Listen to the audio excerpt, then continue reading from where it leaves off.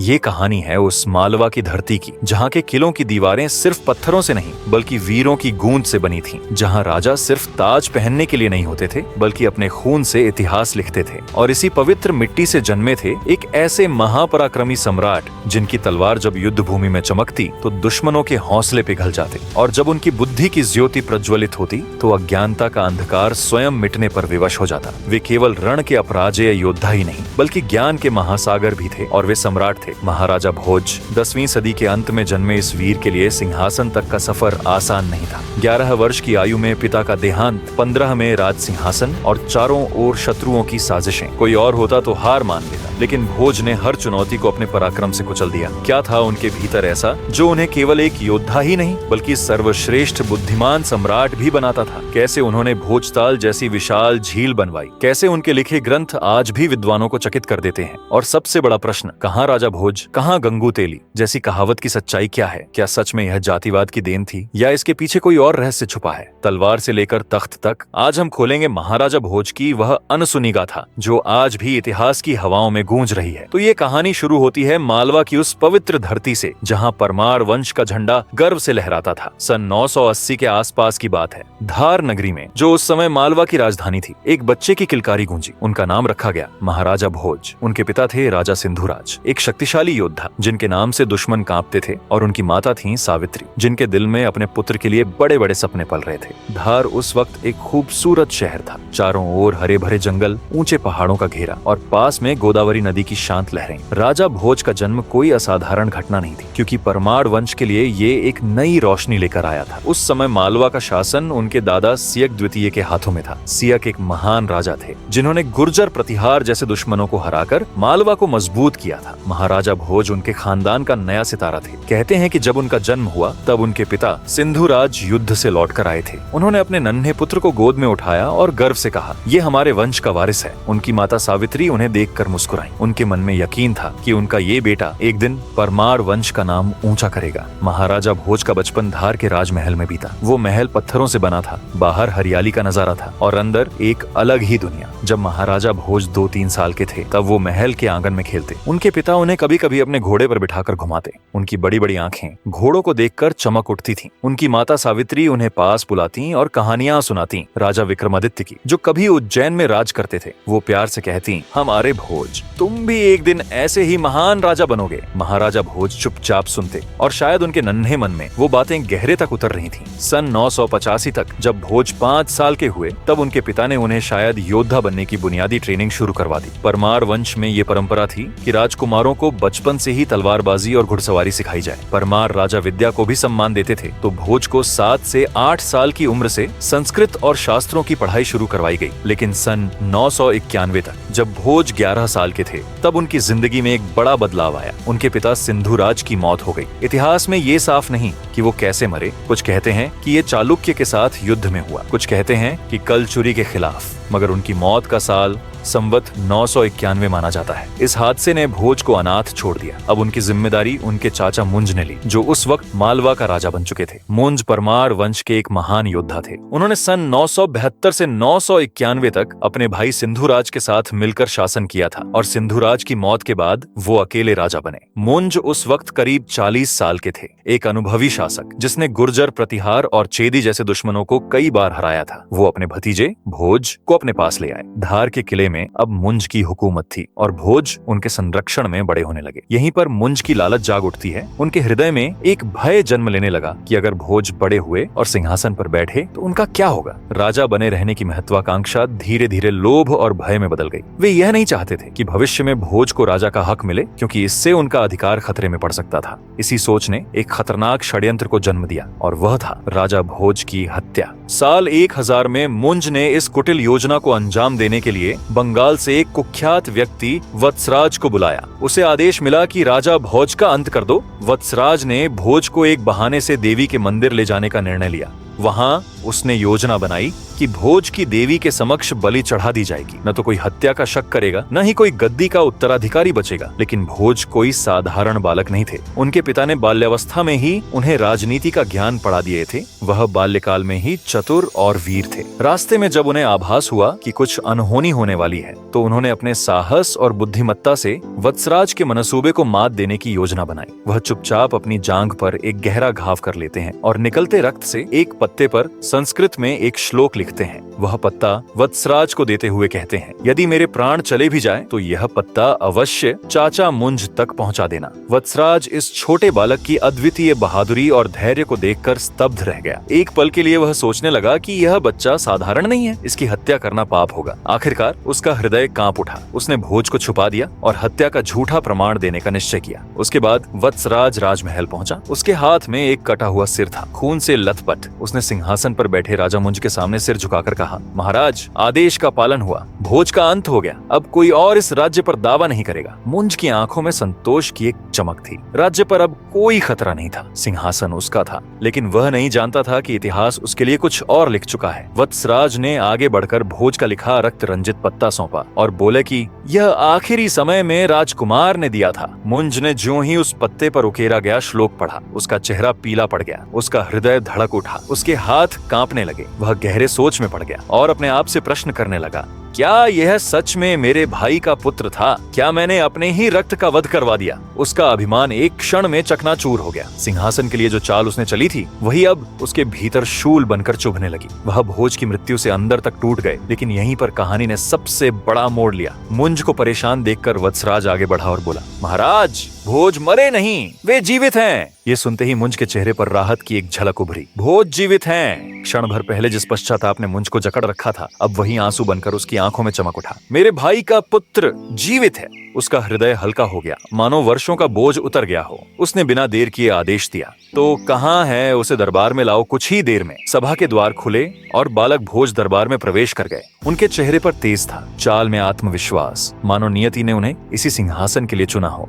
मुंज ने उन्हें देखा और एक क्षण के लिए मौन छा गया। फिर भारी हृदय से बोला, भोज, मैं अपराधी हूँ। मैंने अपनी लालसा में तुम्हारे प्राण लेने का प्रयास किया, लेकिन नियति ने तुम्हारी रक्षा की। वह सिंहासन की ओर बढ़ा और कांपते हाथों से अपना मुकुट उतारा। आज मैं इस राज सिंहासन का त्याग करता हूँ। यह तुम्हारा अधिकार है भोज। मैं अब वन को प्रस्थान करूंगा, जहाँ मैं अपने अपराधों का प्रायश्चित कर सकूं। इतना कहकर मुंज ने अंतिम बार भोज की ओर देखा और फिर महल से बाहर निकल गए। यह कहानी भोज प्रबंध नाम के बुक में लिखा गया है। मुंज के महल से निकलते ही भोज पर सत्ता की जिम्मेदारी आ गई। साल 1000 ईस्वी में जब उन्हें राजगद्दी सौंपी गई, तब वे पूरी तरह से शासन नहीं संभाल पाए थे। दरबार के वरिष्ठ मंत्री ही शासन की बागडोर थामे हुए थे, क्योंकि उनके उम्र अभी छोटी थी। लेकिन भोज सीख रहे थे, हर नीति को समझ रहे थे, हर कूटनीति को परख रहे थे। साल 1010 आते आते परिस्थितियां बदलने लगी। चारों ओर शत्रुओं की घेराबंदी बढ़ती जा रही थी। पश्चिम में चालुक्य वंश, उत्तर में गुर्जर प्रतिहार और पूर्व में कलचुरी वंश की शक्ति बढ़ रही थी। इसके बाद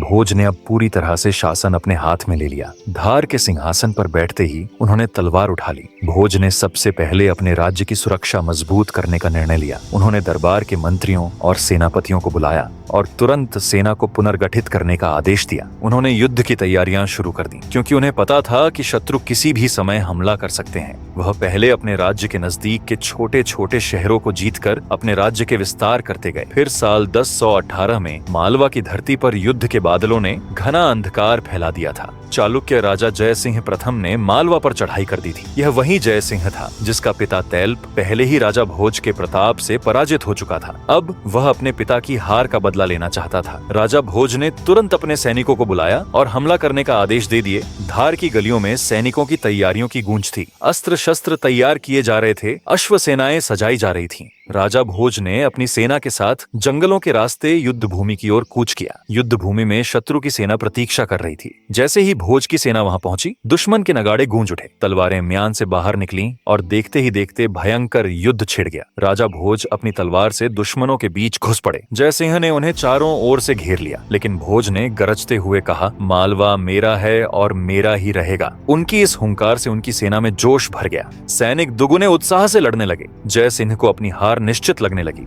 देखते ही देखते वह अपनी सेना छोड़कर भाग खड़ा हुआ। युद्ध समाप्त हुआ। राजा भोज की विजय हुई। उनके पराक्रम के किस्से कोना और विदिशा तक गूंज उठे। धार में जब वह लौटे तो नगाड़े बजे, दीप जलाए गए और प्रजा ने एक स्वर में कहा, हमारा राजा शेर है। राजा भोज केवल तलवार के ही धनी नहीं थे, बल्कि विद्या, कला और धर्म के भी संरक्षक थे। उनका मन जितना युद्ध भूमि में लड़ा करता था, उतना ही भगवान शिव की भक्ति में भी रमता था। वे शिव के परम आराधक थे। कहा जाता है कि उन्होंने अपने राज्य में शिव की कृपा बनाए रखने के लिए कई यज्ञ और अनुष्ठान करवाए। उनके द्वारा बनवाया गया भोजपुर का विशाल शिव मंदिर, जिसमें अद्भुत शिवलिंग स्थापित हैं, उनकी श्रद्धा का जीवंत प्रमाण है। उज्जैन में महाकालेश्वर मंदिर के पुनर्निर्माण में भी उन्होंने विशेष योगदान दिया, ताकि सनातन धर्म की जड़ें और गहरी हो सकें। सोमनाथ मंदिर के विध्वंस की जब खबर आई तो भोज का हृदय क्षुब्ध हो उठा। उन्होंने न केवल इसके पुनर्निर्माण में सहायता दी, बल्कि इस्लामिक आक्रमणकारियों के खिलाफ हिंदू राजाओं को एकजुट करने का भी प्रयास किया। मालवा उनके शासन में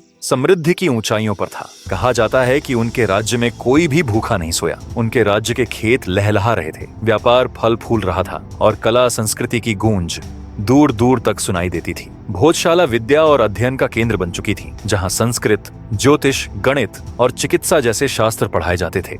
राजा भोज स्वयं एक महान विद्वान थे। उन्होंने राजमार्तंड, सम्रांगण सूत्रधार और युक्ति कल्पतरु जैसे कई ग्रंथों की रचना की, जो राजनीति, स्थापत्य और आयुर्वेद जैसे विषयों पर आधारित थे। लेकिन यह शांत समय ज्यादा नहीं चला। उत्तर पश्चिम से एक बार फिर संकट आया, और यह था महमूद गजनवी, एक ऐसा क्रूर शासक जिसने भारत पर 17 बार आक्रमण किए थे। लेकिन इस बार उसका उद्देश्य केवल लूट खसोट नहीं था, बल्कि सनातन आस्था के प्रतीक सोमनाथ मंदिर को अपवित्र करना भी था। गजनवी की सेना ने गुजरात पर हमला बोला। उसकी रक्त पिपासु टुकड़ियां निर्दोषों का संहार कर रही थीं। सोमनाथ मंदिर पर आक्रमण हुआ। मंदिर की घंटियों की मधुर ध्वनि अब चीखों और तलवारों की टकराहट में दब चुकी थी। भक्तों ने मंदिर की रक्षा के लिए अपने प्राणों की आहुति दी, मगर शत्रु संख्या में अधिक थे। अंततः गजनवी ने मंदिर को लूटा, वहां के अपार खजाने को अपने साथ ले गया और शिवलिंग को खंडित कर दिया। हजारों निर्दोषों की निर्ममता से हत्या कर दी गई। जब यह समाचार राजा भोज तक पहुंचा तो उनके हृदय में ज्वालामुखी धधक उठा।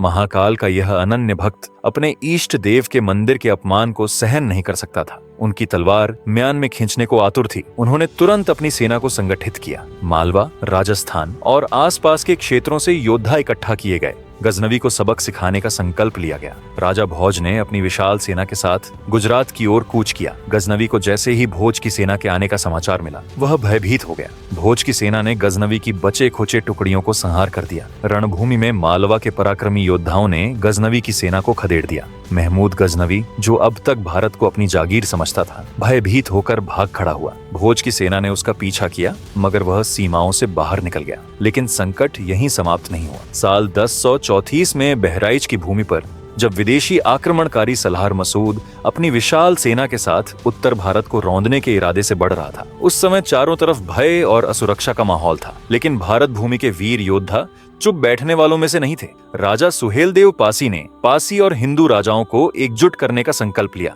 उन्होंने अपने आसपास के सभी राजाओं को संदेश भेजा कि यह केवल उनका युद्ध नहीं, बल्कि संपूर्ण भारत की अस्मिता की रक्षा का संग्राम है। राजा भोज भी इस पुकार को अनसुना नहीं कर सकते थे। मालवा के इस पराक्रमी सम्राट ने न केवल अपना समर्थन दिया, बल्कि अपनी सैन्य कुशलता और रणनीतिक बुद्धिमत्ता से युद्ध की योजना बनाने में महत्वपूर्ण भूमिका निभाई। यह वही राजा भोज थे जिन्होंने महमूद गजनवी को पराजित कर सोमनाथ के अपमान का बदला लिया था। अब वे सुहेलदेव के साथ मिलकर भारत के गौरव की रक्षा के लिए मैदान में उतर चुके थे। जैसे ही सलार मसूद की सेना बहराइच के मैदान में पहुंची, हिंदू राजाओं की संयुक्त सेना पहले से तैयार थी। युद्ध प्रारंभ होते ही तुर्की सैनिकों ने आक्रामक रुख अपनाया, लेकिन भारतीय योद्धाओं की रणनीति और युद्ध कौशल के आगे वे टिक नहीं पाए। राजा भोज द्वारा भेजी गई सैनिक टुकड़ियों ने महत्वपूर्ण मोर्चों पर बढ़त हासिल कर ली। वे केवल तलवार से नहीं, बल्कि कुशल युद्ध नीति से भी लड़ रहे थे।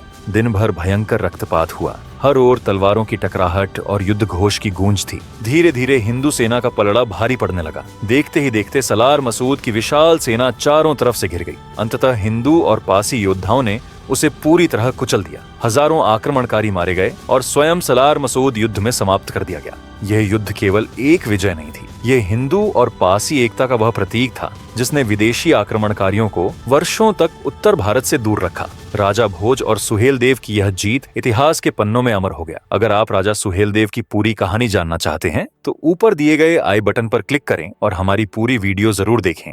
खैर, राजा भोज के शासनकाल में उनके प्रजा को कोई भी कमी नहीं आई, लेकिन कहते हैं ना कि हर महान योद्धा की कहानी में एक ऐसा मोड़ भी आता है जब समय और परिस्थितियां उसे परखने लगती हैं। राजा भोज, जिनका पराक्रम अजेय माना जाता था, उनके जीवन के अंतिम वर्षों में भी कठिन चुनौतियां आईं। साल 1042 में मालवा पर एक बड़ा संकट आया। चालुक्य राजा सोमेश्वर और चेदी वंशी राजा गांगेयदेव ने संयुक्त रूप से भोज के राज्य पर आक्रमण कर दिया। मालवा की धरती पर एक भयंकर संग्राम छिड़ गया। भोज, जो अब तक अपराजित थे, अपनी पूरी शक्ति और रणनीति के साथ लड़े, लेकिन इस बार परिस्थितियां विपरीत थीं। युद्ध लंबा खींच गया और उनकी सेना थकने लगी। चालुक्यों और चेदियों की संयुक्त शक्ति के सामने मालवा की रक्षा कठिन होती गई। राजा भोज ने कभी हार नहीं मानी, लेकिन भाग्य ने उनका साथ छोड़ दिया। मालवा का साम्राज्य धीरे धीरे बिखरने लगा। भोज युद्ध में पराजित तो नहीं हुए, लेकिन यह आक्रमण उनके लिए एक बड़ा झटका था। इस युद्ध के बाद उनका प्रभाव कमजोर पड़ने लगा। साल 1055 के कुछ ही पहले एक और बड़ा संकट आया। चेदी सम्राट गांगेयदेव के पुत्र कर्ण ने गुजरात के चालुक्य भीम प्रथम से संधि कर ली। अब मालवा पर दोनों दिशाओं से हमला हुआ, पूर्व से कर्ण और पश्चिम से भीम। भोज, जो पहले ही अपने राज्य की रक्षा के लिए संघर्ष कर रहे थे, इस नई चुनौती का सामना करने में लगे थे। लेकिन इसी दौरान बीमारी ने उन्हें घेर लिया। राजा भोज की तबीयत तेजी से बिगड़ने लगी। वह एक योद्धा थे, उन्होंने जीवन भर संघर्ष किया, लेकिन इस अंतिम युद्ध में वह पराजित हो गए। कुछ ही समय बाद उनकी मृत्यु हो गई। उनके स्वर्गारोहण के बाद मालवा की स्थिति अस्थिर हो गई और शत्रुओं ने इसे आसानी से अपने अधिकार में ले लिया। मालवा, जो वर्षों तक भारतीय संस्कृति, वीरता और ज्ञान का केंद्र रहा था, अब राजनीतिक अस्थिरता की चपेट में आ गया। राजा भोज केवल एक योद्धा नहीं, बल्कि एक युग थे। उनकी मृत्यु के साथ एक युग का अंत हो गया। अब आते हैं कि कहाँ राजा भोज और कहाँ गंगू तेली। यह कहावत कहाँ से निकली? तो बात उस समय की है जब चेदी देश के राजा गांगेयदेव कलचुरी और जयसिंह तेलंग ने मिलकर राजा भोज के खिलाफ युद्ध छेड़ दिया। पहले से ही भोज और गांगेयदेव के बीच संघर्ष चल रहा था, लेकिन जब जयसिंह तेलंग ने भी गांगेयदेव का साथ दिया तो यह युद्ध और भी कठिन हो गया। दोनों राजा मिलकर भोज पर भारी पड़ने की कोशिश कर रहे थे। युद्ध के दौरान एक ऐसा समय आया जब गोदावरी नदी के तट पर राजा भोज को घेर लिया गया। यह परिस्थिति अत्यंत कठिन थी। शत्रुओं की संयुक्त सेना ने पूरी ताकत झोंक दी थी ताकि भोज को पराजित किया जा सके, लेकिन भोज केवल एक पराक्रमी योद्धा ही नहीं, बल्कि कुशल रणनीतिकार भी थे। उनकी युद्ध नीति और सेना की अपराजेय वीरता के आगे यह घेराबंदी टिक नहीं पाई। अंततः विजय राजा भोज की ही हुई। उन्होंने अपने शत्रुओं को परास्त किया और न केवल अपने राज्य की रक्षा की, बल्कि कोंकण के क्षेत्र पर भी अधिकार जमा लिया। गांगेयदेव कलचुरी और जयसिंह तेलंग की हार पूरे क्षेत्र में चर्चा का विषय बन गई। यही वह समय था जब लोगों ने कहना शुरू किया, कहाँ राजा भोज और कहाँ गांगेय तेलंग। यह कहावत भोज की महानता और उनके विरोधियों की पराजय के बीच के विशाल अंतर को दर्शाने के लिए था, लेकिन समय के साथ लोग इसका सही संदर्भ भूल गए और यह विकृत होकर कहाँ राजा भोज और कहाँ गंगू तेली बन गई। समय के साथ यह कहावत भोज की महानता को दर्शाने के बजाय साधारण अर्थ में उपयोग होने लगी, जैसे किसी श्रेष्ठ व्यक्ति की तुलना किसी निम्न स्तर के व्यक्ति से करना। परंतु इसका मूल अर्थ था कि भोज जैसे महान सम्राट की तुलना किसी साधारण गांगे और तेलंग जैसे राजा से करना व्यर्थ है। उम्मीद है दोस्तों आपको राजा भोज की ये कहानी पसंद आई होगी। लेकिन सोचिए, इतना महान योद्धा, इतना विद्वान राजा, और आज कितने लोग उसकी गाथा जानते हैं? क्या ऐसे नायकों को भुला देना सही है? राजा भोज सिर्फ इतिहास नहीं, वो हमारी पहचान है। उनका पराक्रम, उनका ज्ञान, सब कुछ हमें प्रेरित करता है। अब ये हमारी जिम्मेदारी है कि उनकी कहानी हर भारतीय तक पहुंचे। अगर आप भी मानते हैं कि ऐसे वीरों को भुलाया नहीं जाना चाहिए तो कमेंट में अपनी राय जरूर बताइए। और अगर आप महाराजा सुहेलदेव की कहानी सुनना चाहते हैं तो स्क्रीन पर दिख रहे वीडियो पर जरूर क्लिक करें। तब तक के लिए जय हिंद, जय भारत।